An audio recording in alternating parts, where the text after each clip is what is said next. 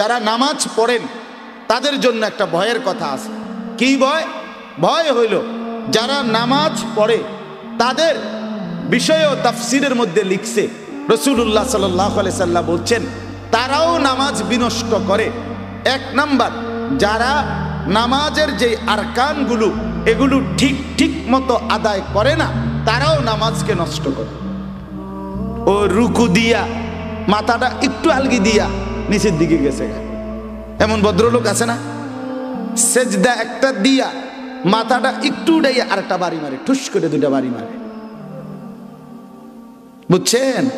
এরপরে নামাজের রুকু, সেজদা, সূরা, কেরাত, দোয়া, কালাম কিচ্ছুর কোনো শুদ্ধতা নাই, ইহতেমাম নাই, গুরুত্ব না। আমার এক ওস্তাদ একদিন বলছিল, আমি 2 রাকাত নামাজ পড়ছি সুন্নত, আমার লগে একজন চাচা মাঝ বয়সী, উনি মোট 10 রাকাত পড়ে লেছে নামাজ এর ভিতরে।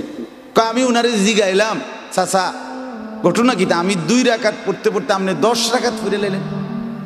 হুজুর মনে কিছু নিয়েন না, আমি তো মুখস্থ পড়ি। হুজুরে কমা কিও করতে, আমি কি নাজারা পড়িনি? মানে আমি কি চাইনি পড়ি নামাজ, হ্যাঁ ওটা মুখস্থ পড়ে। মানে এই মেশিনের মতো নামাজের রুকু সেজদা ঠিক মতো না করা, এটা আদাউস সালার অন্তর্ভুক্ত, নামাজ নষ্ট করার অন্তর্ভুক্ত। নাউজুবিল্লাহ, বলেন নাউজুবিল্লাহ। এজন্য এটা খেয়াল করা, নামাজকে যারা পড়ি তারা নামাজের ফরজ, ওয়াজিব, সুন্নাত, মুস্তাহাব, নামাজের এক অঙ্গ থেকে আরেক অঙ্গ, এক অবস্থা থেকে আরেক অবস্থার পরিবর্তন সবকিছু যথোপযুক্তভাবে সৌন্দর্যপূর্ণভাবে আদায় করার জন্য সর্বাত্মক চেষ্টা করা, এটা উত্তম জেনারেশনের পরিচয়। এর বিপরীত মন্দ জেনারেশন। আল্লাহ আমাদেরকে মাফ করে দেন। 2 নাম্বার আর একটা, অত্তাবাউশ শাহওয়াত। আল্লাহ তাআলা বলেন নিকৃষ্ট জেনারেশন কারা? আল্লাহ তাআলা বলেন যারা তাদের সব বিষয় মনের চাহিদার অনুসরণ করে, শাহওয়াতের অনুসরণ করে। আমার মনে যা চায়, চুল কাটবেন কেমন আছে, এখানে 50টা মডেল আছে, আপনি একটা চয়েস করে নেন। ফ্যান কিনবেন কোনটা, এই যে এখানে আছে 30টা, আপনি একটা আপনার চয়েস করে নেন, এটা আপনি চয়েস করে নেন। আপনি হাঁটবেন কিভাবে? এভাবে।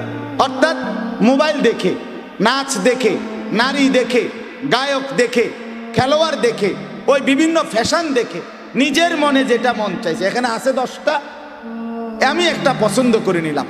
এই যে আমার পছন্দ যেটা, আমি খাওয়া, খাদ্য, উঠা বসা, নড়া চড়া, চলা ফেরা, আহার নিদ্রা, সর্ব বিষয়ে আমার নিজস্ব যা মন চায়, আমার যেটা ভাল লাগে, এটাই করে যে সে নিকৃষ্ট জেনারেশন, সে মন্দ প্রজন্ম। এটা গুরুত্বপূর্ণ বাত। আমাদের জীবন মন মতো চলার জীবন না। আমরা মুসলমান, আমরা ইমানদার, আমাদের জিন্দেগি আল্লাহ এবং তার রসুলের দিক নির্দেশনা মতো। আমরা হাসবো কেমন, নবী হাসতেন যেমন। আমরা কাঁদবো কেমন, রাসূলুল্লাহ সাল্লাল্লাহু আলাইহি সাল্লাম কাঁদতেন যেমন। আমরা খাবো কিভাবে, তিনি খাইতেন যেভাবে। আমরা ঘুমাবো কিভাবে, তিনি ঘুমাতেন যেভাবে। আমি পোশাক পরবো কি, তিনি পরতেন যা। আমি চুল রাখবো কিভাবে, তিনি রাখতেন যেভাবে। অর্থাৎ আল্লাহর রসুল সাল্লাল্লাহু আলাইহি সাল্লাম সাহাবায়ে কেরামের অনুসরণ বাদ দিয়ে নিজের যা পছন্দ হয়, লোক দেখানো, মানুষের দেখা দেখি, অথবা নিজের খেয়াল খুশি মতো যে মনের চাহিদা মতো চলে, সে নিকৃষ্ট প্রজন্ম।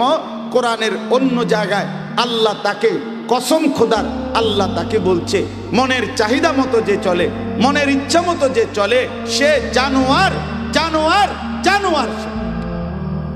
খোদার কসম, আল্লাহ তাকে বলছে জানোয়ার। ইনহুম ইল্লা কাল আনআম। আল্লাহ বলছে সে আর কিছু নয়, শুধুই জানোয়ার। আর আইতা মানিত্তাখাযা ইলাহাহু হাওয়াহু। মনের ইচ্ছাকে যে খোদা বানায় ফেলছে। আমার মনে যা আছে, আপনি কি? আল্লাহ কি? তা আবার রসুল কি? আখেরাত কি? কোরআন সুন্নাহ কি? বাদ দাও এটি হুজুরদের সমস্ত কথা শুনলে হবে না। আমার মনে যা আছে। যুবক, এটা আমাদের মধ্যে বেশি। নওজওয়ান ভাইয়া, তোমাদের মধ্যে এটা বেশি। তুমি তোমার মন মতো হাঁটতেছো, চলতেছো, উঠতেছো, বসতেছো, এটা মুসলমানের পরিচয় হইতে পারে না। এটা উত্তম জেনারেশন হইতে পারে না। আমরা লাওয়ারিস না, আমরা বেওয়ারিস না। আমাদের পরিচয় আছে। তুমি ভোটার আইডি কার্ডের মধ্যে লিখছো ধর্ম ইসলাম, তোমার জন্ম নিবন্ধন সনদে লেখা আছে ধর্ম ইসলাম, তোমার পাসপোর্টে লেখা আছে ধর্ম ইসলাম।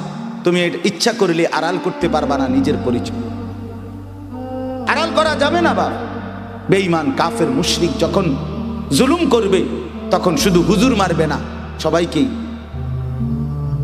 মুসলমান নির্যাতিত, মায়ের পবিত্র রক্তে দিয়ে জমিন ভেসে গেছে, ভাই বোনের পবিত্র রক্তে দিয়ে আল্লাহর জমিন ভেসে গেছে। এখানে কি শুধু হুজুররাই মার খাইছে? তাইলে রোহিঙ্গা মুসলমান যে নির্যাতিত, শুধু হুজুররা কথা বলে না কেন? তাইলে নিজের পরিচয় আড়াল করবা কেমনে? বাপ কেমনে মুসলমানের পরিচয় আড়াল করবা? বাবার পরিচয় কেমনে অস্বীকার করবা? মায়ের পরিচয় কেমনে অস্বীকার করবা?